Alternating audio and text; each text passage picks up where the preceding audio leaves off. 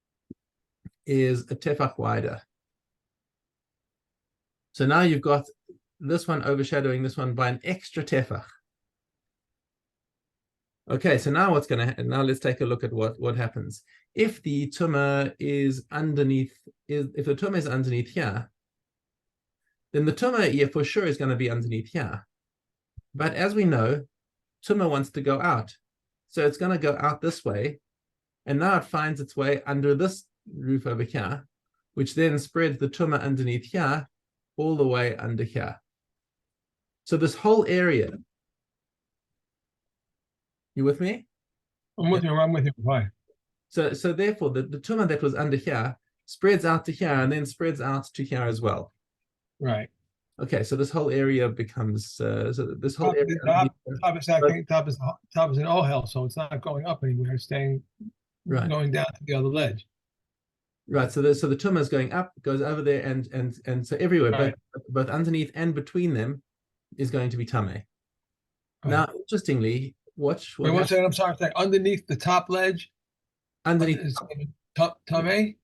Yes, everything under here is going to be tameh, both under the bottom and under the top ledge. Everything, even in between here, is going to become tameh because the tumah comes out, hits this roof over here, and spreads all the way under this roof. Okay. All right. Okay.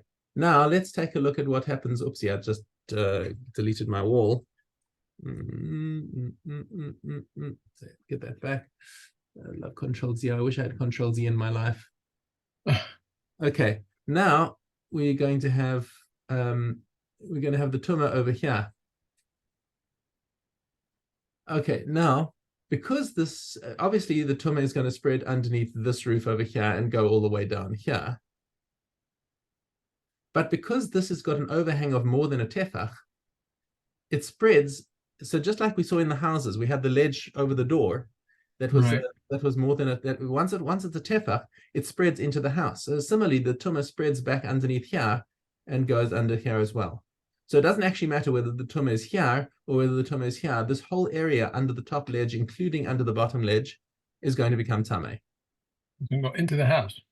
Well, there's no doorway here. I was saying there has to be a doorway. We're just talking about a ledge on a wall and forget about a doorway. Okay. Now, so let's just see that inside the Mishnah to make sure that I'm telling you this right. So if the tumah is underneath them or between them, and again, if the tumah is on top over here, then all that happens is that the tumah goes upwards, and that's it. Okay.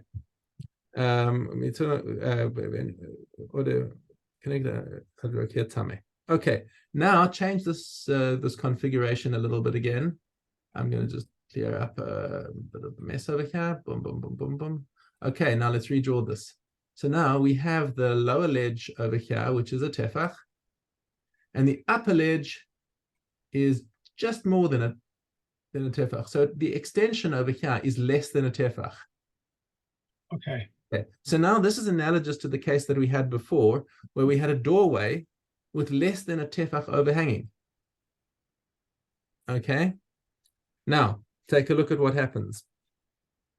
If the tumah is underneath both of them, boom. Okay. So now tachtehen u'beneim tameh. So once again, the tumah goes up, spreads under this roof over here, then spreads up to here and finds this roof over here, and therefore spreads into here. Okay, so the whole area underneath here becomes tameh. Right. All right. Let's change our configuration again. Now, the tumah is over here. Tumah benehen or tachas hamosar. So, or if the tumah is over here. So we'll look at both cases. Basically, what happens is if the tumah is under here, then of course it goes, because it's under here, it's going to spread under this roof and spread over here and completely fill up this area here. Okay. Similarly, this one over here is underneath this roof, so it spreads over here and of course overhangs here. So it's basically the same, but underneath this ledge over here is still protected. Because this is less than a tefach over here, and therefore it does not join onto here and push the tumah into this area. So here is protected. It's only going down to the other tumor, and it's not going into the next to the wall.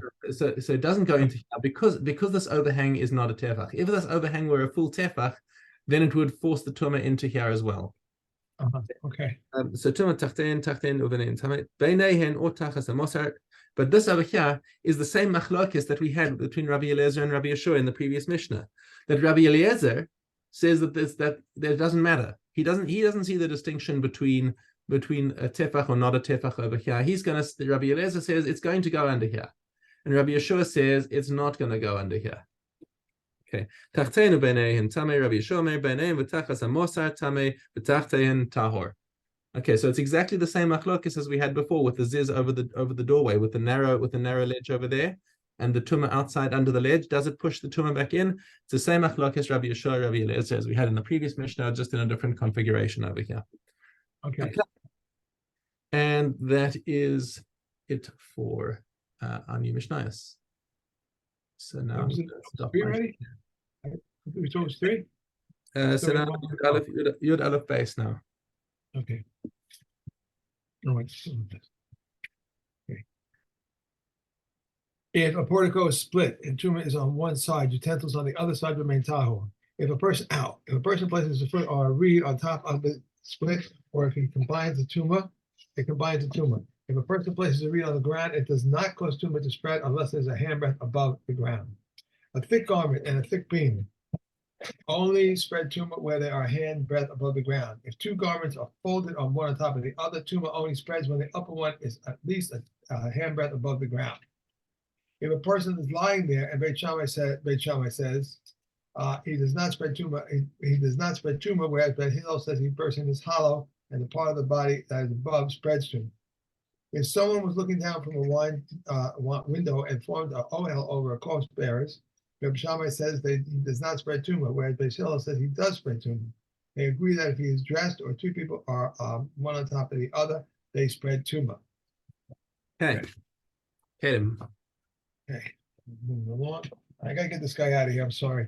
Let's go. Let's go. Cats. Oh. Okay. Okay. Base cat. Concerning clothing of poor people, although they did not measure 3 finger breadths by 3 finger breadths, they are but come to me with midrash tumah. Regarding a cloth that one began to tear, once a majority of the cloth is torn, the torn parts are no longer considered to be attached. The thick cloths and soft cloths are not subject to the law of 3 finger breadths by 3 finger breadths. A porter's cushion is susceptible to coming tummy with midrash tumah. A wine strainer is not subject to the tumah of a seed. And the hairnet of an old woman is susceptible to becoming tummy with midrash tumah. The shirt of a harlot that was fashioned like netting is not susceptible to tumah. If one makes a garment out of a fishing net, it is tahor, but if he made it out of the net's bottom, it is tameh. Eliezer ben Yaakov says also, if one made a garment out of a fishing net and doubled it, it's tameh. Concerning a hairnet, if one began to make it from its rim, it remains tahor. And one finishes its bottom, and one began from its top, it remains tahor, and one finishes it to the rim. Its frontlet is tameh by itself. Its strings are tameh because they are considered attached to it. And if a hairnet becomes torn, it cannot be contained a majority of the hair. It is tahor. Okay. Next. Okay. Okay, Midios. Okay, Adalad. Both the stones of the altar and the stones of the ramp were quarried from the valley of Beit Karam, and they would dig beneath virgin soil and bring from there 3 stones which had not been touched by iron. For iron is unfit simply by touching and by being nicked by anything. If any of the stones were nicked, it is unfit, but the rest of them are still fit. And they would reface the stones twice a year, once on Pesach, one on Sukkot, and the hanker was refinished once a year on Pesach. Rabbi says every Friday they would clean the altar with a wet cloth on account of the blood.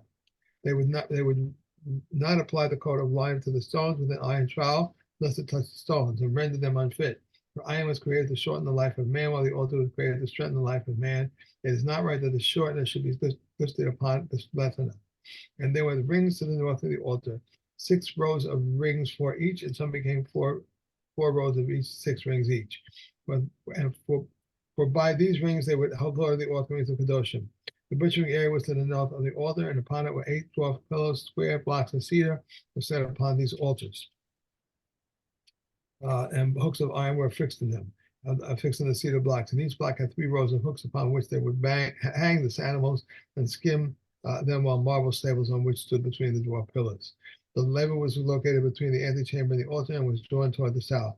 Between the antechamber and the altar were 24 amos, and there were 12 steps there. The height of each step was half an amma, and the third was 1 amma. 1 amma, and a standing of 3 ammas, and 1 amma, and a landing of 3 ammas. And the uppermost step, 1 amma, and a landing of 4 amos. The Mishna says the steps of the uppermost set were 1 amma, and set 1 amma, and a landing of 5 ammas. That's it. Right. Okay, and we are going on to, here we go, voting order. Okay, Aleph.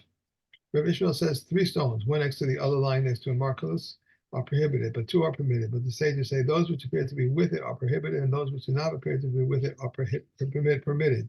If one found on top of the coins a garment or utensils, they are permitted. But if you found finds of grapes or rats of grape stalks, they are prohibited, and wine, oils, olive, flowers, they are prohibited, and anything the likes of which are brought on the temple altar are prohibited.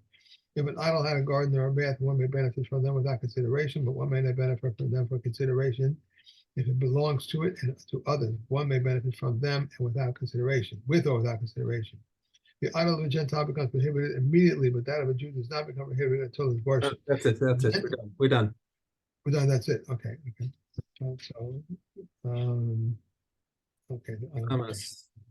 Okay, and we are on to Viyamos. Gimel. If one of them was forbidden to one brother by the Arab prohibition, and the second was forbidden to the other one by the Arab prohibition, the one forbidden to this brother is permitted to the other brother, while the one forbidden to that brother is permitted to the other brother. This is what is meant by the statement that if her sister is a fellow Yavama, she may perform either Chalitza or be taken in Yibam. If there were 3 brothers and 2 of them were married to 2 sisters, and to a woman and a daughter, or a daughter's daughter and son's daughter, they require Chalitza but not be taken in Yibam. Reb Shimon says, however, releases them. If one of them was forbidden to him by the Arab prohibition, he is forbidden to her but permitted to her sister.